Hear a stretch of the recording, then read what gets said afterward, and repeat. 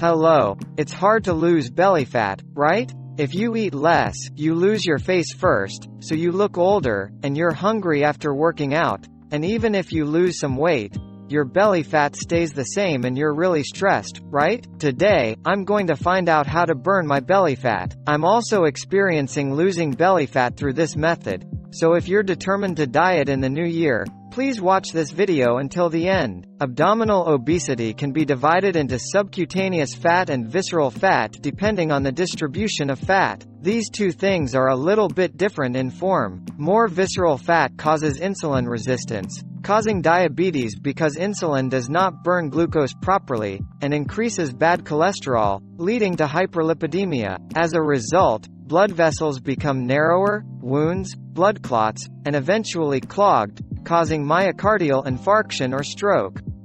In addition, it increases the inflammation of the body, causing chronic inflammation. As such, visceral fat increases the risk of various diseases, which is much more important than other obesity. Intestinal fat can also be seen in the form of dry obesity, which does not have a belly. Right here, there is an ultra-simple way to self-diagnose visceral fat. Grab your belly fat with your hands right now.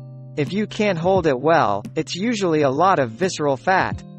When visceral fat increases, pressure is generated in the stomach, and if you often have abdominal bloating, it can be a sign of this situation.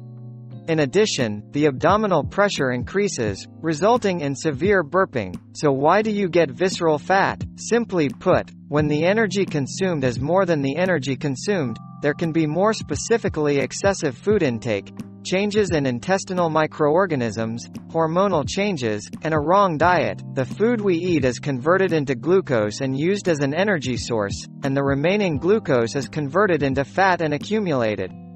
As you get older, your muscle mass decreases and your basal metabolism decreases. So even if you eat the same meal as before, your energy easily accumulates into fat. In the case of women, estrogen, a female hormone, decreases after menopause, and estrogen also plays a role in promoting the decomposition of abdominal fat, so this hormone decreases and abdominal obesity increases. I'm sad to get older, but I have to gain belly fat.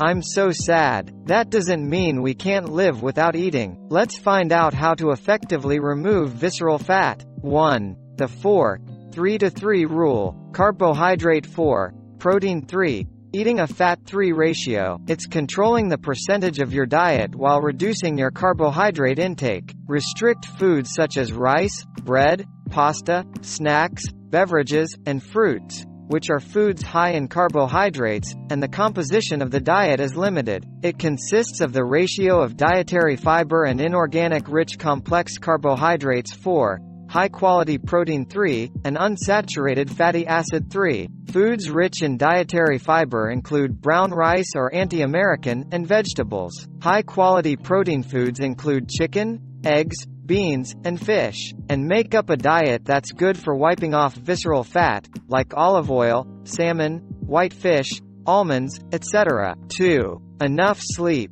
The appropriate sleep time is 7 to 9 hours, and studies have shown that those who lack sleep have higher visceral fat than those who get enough sleep.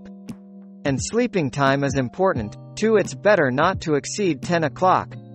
Also, for the quality of sleep, it is recommended to refrain from watching smartphones, TV, and excessive exercise 30 minutes to an hour before going to bed. 3. Exercise. It is said that it is good to exercise for more than 30 minutes every day to get a little out of breath.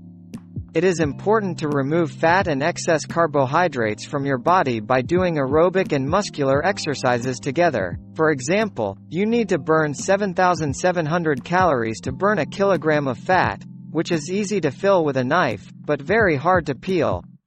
On a 50-kilogram basis, you have to walk more than 38 hours without a break or swim more than 16 hours to lose 1 kilogram of body fat. That's why we need to eat together, not just exercise. Then it would be nice if we had a volunteer to clean up our province. 4. Foods that remove visceral fat. The first one is ginger.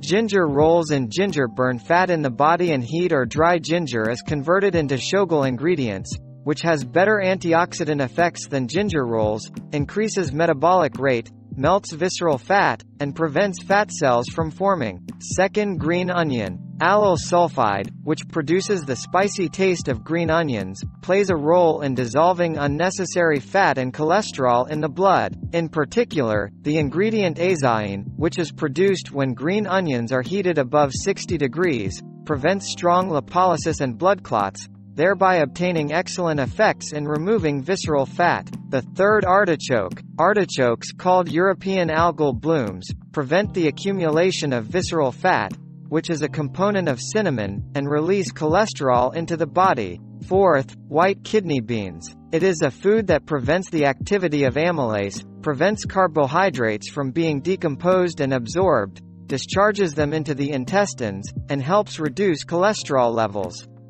Protein is 7 times more nutritious than milk, 12 times more dietary fiber than banana, and calcium is 30 times more nutritious than shrimp. Fifth, apple. Apples are rich in polyphenol, an antioxidant, which lowers triglyceride levels in the body and prevents body fat from accumulating, helping to lose weight.